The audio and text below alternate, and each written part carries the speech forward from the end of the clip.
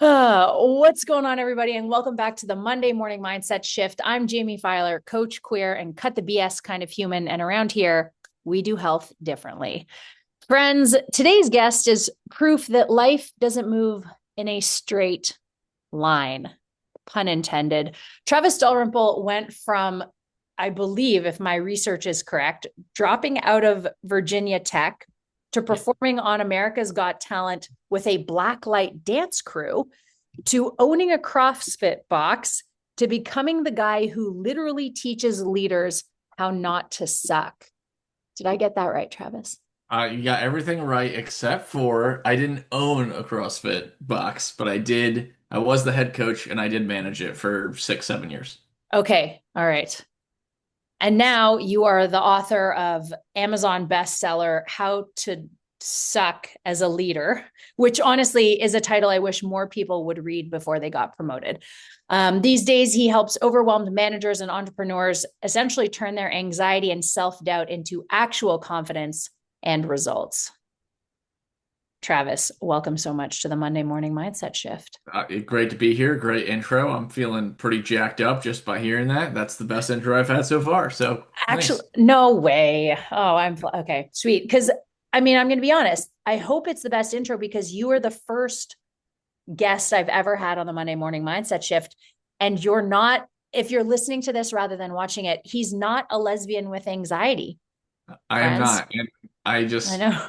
just trying to be different, you know? That's yeah. Yeah. I get that. So, I mean, Travis, just for anyone listening, one of the reasons I like you is because you change one of there are so many reasons I like you, but one of them is because I was on one of your Monday mindset shift calls, and you said if ever you don't know what to say to someone, just repeat back what they said but with an upwards inflection.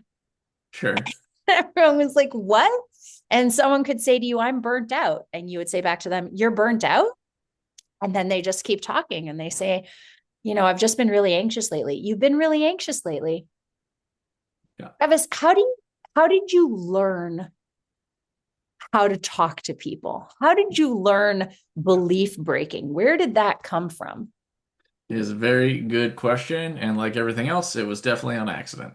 This is not like I set out to do, excuse me, any of this whatsoever. But at the last company I worked for, we had a group of mentors mentoring the business that was a mentorship. So sounds like a pyramid scheme, not a pyramid scheme, but they specialized in leadership, coaching, and development. And after working with them and just seeing how they spoke to people, seeing how they figured out what people were actually meaning versus what they were saying, I just realized that I had more of a natural talent for it. And by watching them do it, I said, "Oh, I this stuff's just fascinating to me because in a very, very short amount of time, I can get someone out of a rut or make them realize something that they've been stuck on for, days, weeks, months, years. Like how cool is that just to be able to help somebody that quickly in a very, very brief conversation?" And I kind of just became obsessed with doing it because I think it's very fulfilling for me and it just really helps people get what they want out of life. So I love it. So, when you're looking at someone's mindset, I mean, you write about the mistakes leaders make. What do you think is the biggest mental health mistake you see people making when they're trying to lead themselves or their lives? That's a really good question. I think they don't ask themselves enough hard questions. They don't ask themselves what's actually stopping them. They usually turn into a little bit of a victim and have that Mm, victim mindset and they just beat themselves up. yep. Far too many folks, unfortunately, don't have the proper set of tools or a toolkit at all to help them through any sort of attack thoughts or disbelief or mental barriers. It just kind of spirals, especially in the age of social media when you're looking at other people and think everyone has this amazing life when not everyone does. It just kind of perpetuates everything.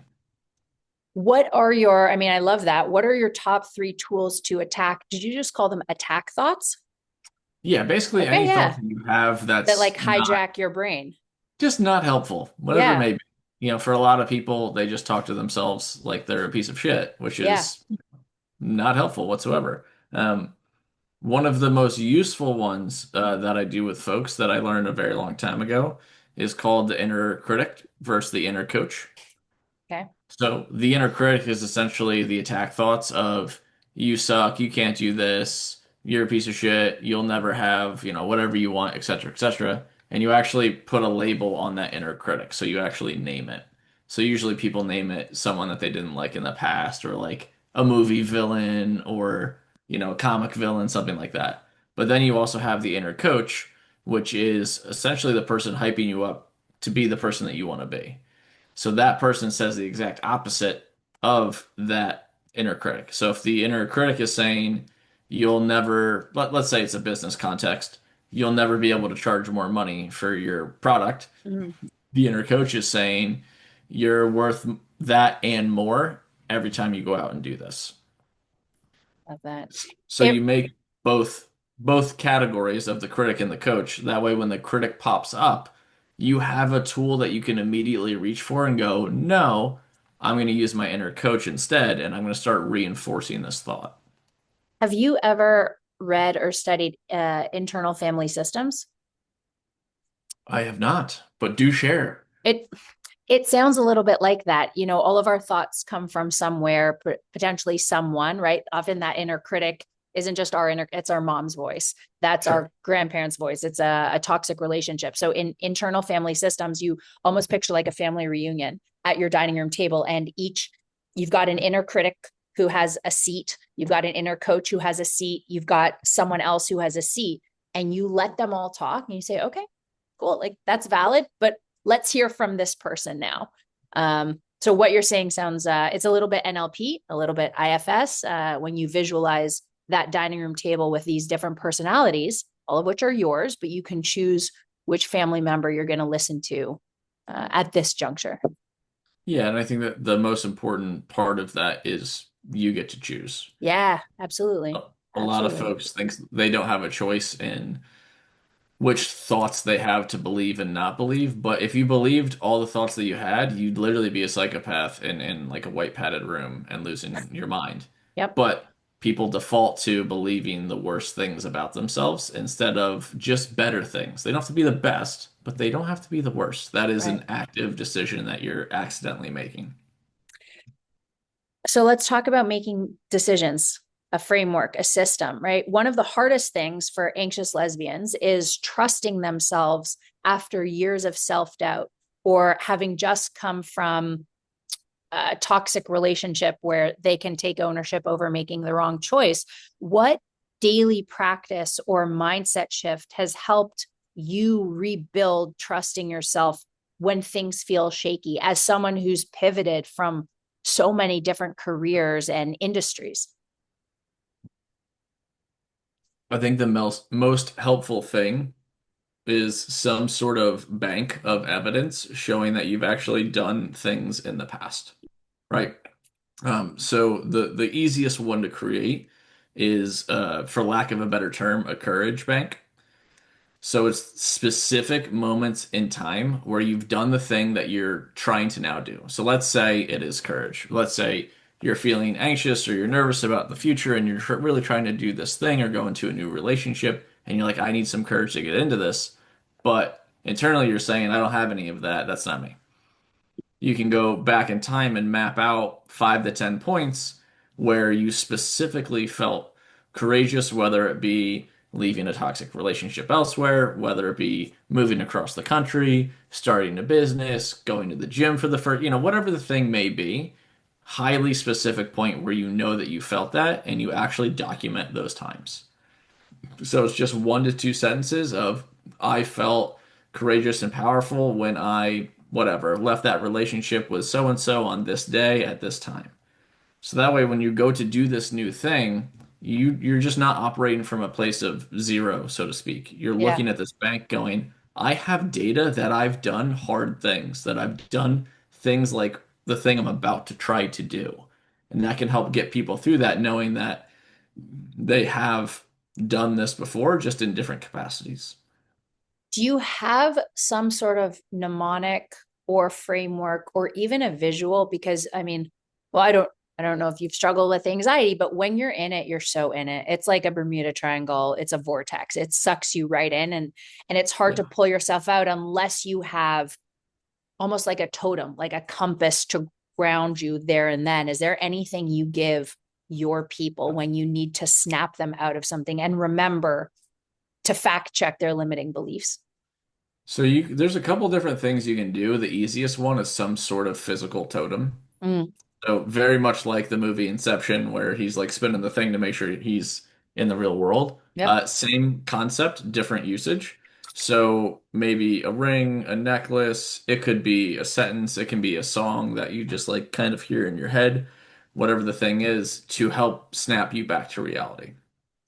Okay. So one that I used to use when I needed something like that was I used to have a ring, and I would take the ring off when I needed to kind of shift into a more powerful version of myself when I was struggling with certain things. And then I would put the ring back on to like go back to normal, so to Oh, I speak. like that. Okay. So you can Okay. use that same concept when you're feeling a lot of anxiety. Let's just pretend it's the ring. Maybe you start spinning the ring on your finger. Maybe you literally spin it on the table, you take it off, like some sort of actual action Mm, to say, hold on, I'm getting way too far in the future. I'm feeling very anxious. How do I get back to reality? yeah. Yeah. That's usually where I point people because they can't just think about stuff. You need to do something physical Yeah. to attach to it. Yep. Yep. I couldn't agree more. And I love the idea of the totem. So in your own experience, you've taken some massive leaps in your life, right? We've got America's Got Talent, CrossFit, coaching business, author. You've pivoted and tried more things. You've had a more diverse career than almost anybody I know. For people listening who struggle with taking that leap, what does it feel like on the inside before you Yeah. do something scary? What's the precursor to doing the hard thing?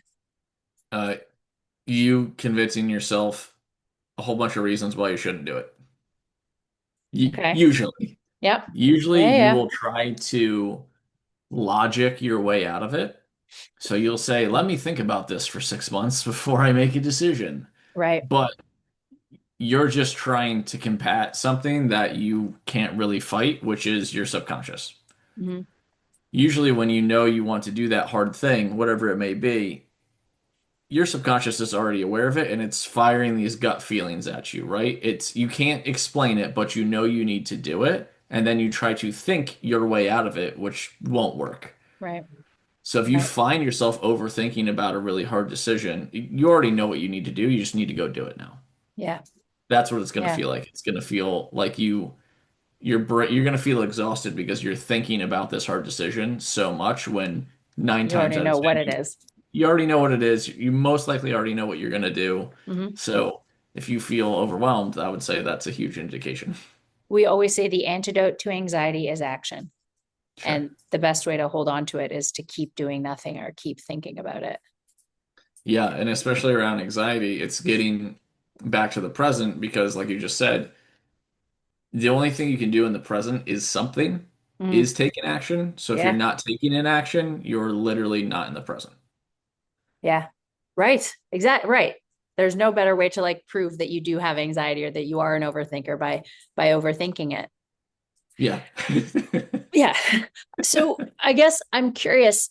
A lot of people they want to join our training program or our coaching program, but the financial commitment is what makes their anxiety spike. From your perspective, or even the uncertainty, but let's stick with finances. How do you know when saying I can't afford it is a real boundary for that person versus when it's just fear holding them back from investing in themselves? How do you lift the veil, as it Yeah. were, and figure out what the real problem there is? I think there's a really big difference between I financially cannot pay for something versus I'm not sure if I should do this, Mm-hmm. and then wrapping money around that. Yep. Because the nice thing about money is that it comes back, and like the chances of someone spending however much your program is and then suddenly being homeless or living in a cardboard box is just about zero. Yeah. right? But that's where people jump to. They kind of go to the death version of the future, like the worst case scenario. So I can only speak for myself, but when I make decisions like that, I actually use anxiety to my advantage by jumping significantly farther into the future and saying, in 10 years, am I going to be upset that I spent, whatever, X amount of money on my health? Or in 10 years, am I going to be dead because I didn't spend any money on my health, Right. just to Right. swing it really far. But uh, if I find myself not regretting that decision in the future, then I'm just going to pull the trigger now and know that I have the ability to figure it out. I have the ability to make more money or take on extra hours or find another client. Like whatever the thing is, you can find a way to make a little bit more money to get the thing that you really want, as Yeah. opposed to just going, well, I don't know if I can afford it. Right. Which, and then if you look into the future from not buying it or investing in it, Sure. 3 to 6 months from now, those consequences are probably a lot worse than whatever you'd have to do in the middle, in the messy middle Right. to get to the end result. Yeah. And I very much view money as a tool. A Yeah. lot of people have all kinds of different emotions around money, which is totally understandable given Yeah. America and all that fun stuff. But um, if you look at it as a tool where you can say, I can get these things faster by using my resources or Mm. being more resourceful in general, Yeah. then why would I not do that? That Yeah. just doesn't make sense to me. Right. It's almost like you could use their, like you said, you use anxiety to your advantage. You can use their overthinking as a superpower. Fantastic. Like you can also overthink your way into making more money and digging yourself out of this when you invest in the program. Work backwards for what you would have to do to figure Yeah. out how to recoup or, like you said, get more hours, get a second job, spend less over the next 4 months, whatever that is. I think that's so smart because, again, it gives the power back to them. Yeah. And usually what helps folks with anxiety with that is writing that kind of stuff down, right? Just sit there with a piece of paper and write out, this is how I would do this. Yeah. Because anxiety folks just get stuck in their head, like quite literally, and will just walk around and think about shit. Like Yeah. once you start putting pen to paper, the whole conversation gets very, very different. Oh, totally. Because then you could actually see, well, at least from my experience, it's not actually as big of a deal as you thought it was, right? Oh my God, I have so much to do. You write it on paper, it's three things. You said I could have this done by Wednesday. This Yeah, is not a and problem. you just start thinking about things in a different manner because you can visually see what's written on the paper. Yeah. So let's pivot again to my spouse, right? Some of our prospects say my spouse doesn't support me in joining the program. My spouse doesn't want me to invest in myself, or they've seen me try a million things that haven't worked before and they don't want me spending more money on this. What advice would you give someone stuck between knowing they need to change and not wanting to rock the boat at home, both for themselves? What would you Yeah. tell them? But also, maybe what would you tell them to tell their partner? Yeah. Well, starting with the partner part, the most common mistake that I see is going to let's just say it's $1,000, whatever. Going Mm, to your partner saying, "Hey, guess what? I'm spending $1,000. See you later." Like that's not going to work ever if yep. um, you guys don't make decisions like that together, right? So you really have to sell the story and the why behind the change that you want to make. So if you go to your partner and, paraphrasing a bit here, but saying, "Hey, you know how I've been feeling like shit for the past X amount of months or years, and I've tried everything under the sun, and like I'm having trouble going up the steps, and like I feel like I'm getting more sick." Like you really have to just talk about yourself and make it all about you, Mm, while also demonstrating the logical and emotional benefit for your partner. So if I end up doing this, then you're going to not hear me complain about XYZ anymore, and it's going to make you feel like this. yeah. Right? So there needs to Yeah. be a story. You need to explain the benefits, and then you need to ask for support, not permission. Right? So what I really want here is your support as I go through this, as opposed to, and so give me $1,000. Yeah. Yeah. Yeah. Very, very different conversations. yeah, it sounds like you put them on the same side of the table, right? They both want the same thing, which is for the one partner to be healthier, more confident, less anxious, leaner, whatever it is. Yep, Yeah. correct. Because if you don't tie it down with that story, then it really just becomes about the money Yeah. itself. Yeah. And if finances really are that tight, then at least your partner knows truly why you want to do something and the emotional tie-in. And maybe then you guys can figure something else out as opposed to just being turned down. Right. Right. Um, if you could speak directly to someone listening right now who is terrified to take the leap in going after the job they feel like they're not qualified for, or investing in the coaching program, or leaving the relationship that is not supportive, what what's the one thing that you would want them to hear? You need to be able at any moment sacrifice who you are for who you will become. Please speak more.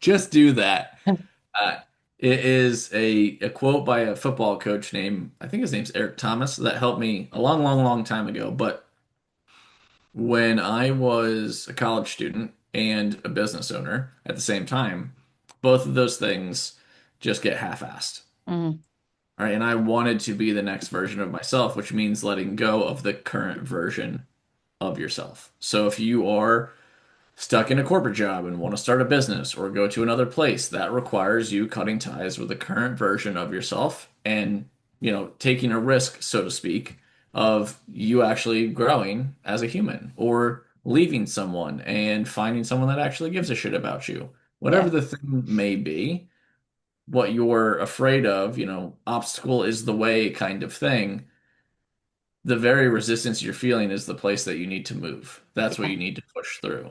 Yeah. So just know that you're doing that for your benefit, although it might be scary. I personally have never made a decision like that and regretted it. I've only learned a ton from it. So like my most basic advice, which is going to sound just obnoxious, is you'll be fine. Just do it. Yeah. Which is so easy. Oh my gosh. It's like, yeah, when you have anxiety, hey, don't worry about it. You'll be fine. Yeah, I'll just do it. you'll Just be all do it. right. Yeah. Another way I have heard that phrased is, what would the 10 out of 10 version of yourself do? Mm, I Um, like that one. and then another other one I've heard, I think I actually got this from the business mentorship, is right. Like, who's someone you admire? And it can be a celebrity, it can be a parent, it can be, I think Eric Thomas as an ET, the hip hop preacher. Is that the same guy? Out of curiosity, I have no you just know idea. Eric Thomas? Okay, cool. Well, what qualities do you admire about them? Like, what is the reason you have them on the pedestal? Cool. How would they behave in this situation? What choice do you think they make? Would they take the leap to leave the relationship? Would they decide to put their resume in for the job? Would they invest in themselves regarding coaching? Yeah, Um, I'm but not religious, but it's the what would Jesus do kind of question, Oh, right? there you go. Right? Yeah. It's the same Yeah. thing. So, Yep. like I'm a big fan of the Alex and Layla Hermosi and all their business stuff. If you're listening, you don't know who they are, it's kind of irrelevant. But I will, I might do a what would the Hermosis do in this situation? What would Yeah. Alex do? Like, okay, Right. that gives me a framework or some perspective to think about this outside of myself. Right. So even though it's still you thinking about it, you know what to do, Yeah. right? It's Yeah. not a mystery. Yeah. Tell me about the book, How to Suck as a Leader, and why someone who maybe isn't in a C-suite position or running a company would need this book. Yeah, great question. So the book is really about leading yourself, regardless of the position that you're in. The book is written through a business context because I have a lot of business experience, but it's written in a way that's very, very casual, like two people chatting over a beer or a coffee. Everything's kind of story based and funny and sarcastic, so it's not like reading a corporate jargon snooze fest nonfiction leadership book that just say the same shit over and over again and you're like, all right, Uh-huh. I get it. I've read 10 pages and I get it. This is the exact opposite of that. So I really wrote it so that it could be for anyone that either wants to lead themselves better regardless of their position or others better regardless of their position. Love it. I love it. Any last words of wisdom specifically for anxious lesbians, Travis? How can, Uh, again, yeah, how can well, now we I just to be clear, I am not an anxious lesbian. no, Just but want, you just want that on the record. I would say it's a quote from my book. It's what you're not changing, you're choosing. Yeah, I love that. Okay. So make a decision, take some action, and you'll be fine. That's amazing. Travis, thank you so much for your time and energy. It was amazing to reconnect with you. I'm so glad you're doing so well in this next chapter. No pun Yeah, intended. You're crushing it. I appreciate that. The book's on Amazon. There's a Kindle, a paperback, a hardcover, and an audio book. I narrated the audiobook, so it is Oh, pretty that's fun. those are my favorite. Yeah, yeah, Yeah. yeah. Okay. All right. But yeah, that's up there. It's in all countries and all that stuff. So just go on your Amazon and type in "How to Suck as a Leader," and it'll pop up. It's a yellow book, and it takes maybe 2, 3 hours to read at the most. It's very straightforward. Fantastic. Travis, thank you so much. I appreciate you. Yeah, great chat.